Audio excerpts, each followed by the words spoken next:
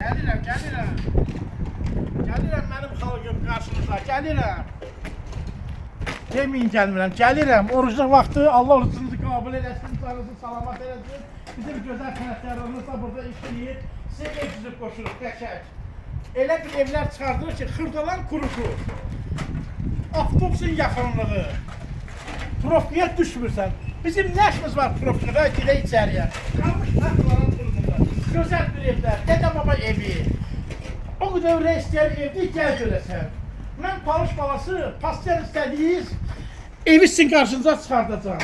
Gözləyirəm, Azərbaycan xalqının yanındayım. Getdik danışa baxaq.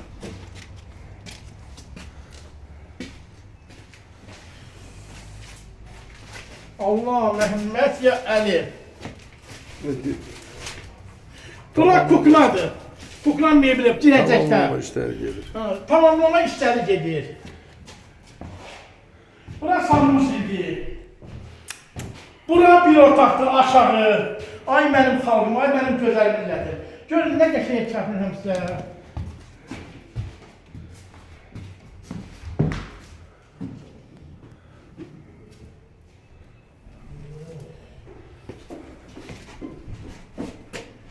Remot gedir. Sənətkarımızlar var olsun, əlləri qızıldır. Allah bunların canını salamat etsin. Gəlin qalsın baxaq.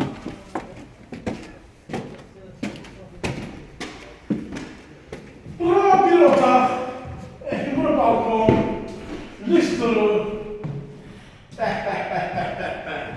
Evi çəkdə özünü yetişdirmiş bir evdir ha. Çox qəşəngdir. Daxil olaraq, bu bir otaq. 1, 2, 3 otaq, 4 otaqlı evdir bu. Elə bir qəşəng ev düzəlib, hər tərəfi açıq. Ev o qədər qəşəngdir, gəl görəsən. Mən elə bir momentdə, elə bir orucluğa sevsəm, Allah sizə pul yetirsin. Allah sizə can sağlığı versin əvvəla. Gələsiniz, belə evlər alasınız. Sizin yolunuzu gözləyir. Əgər ev satmaq istərsiniz, kanalımıza abunə olun. Zənginin gələk kömək edəyək. Allah hamıya ömür versin biz de onun içində. Yolunuzu gözləyirik, gəlin alın. Bura gedək.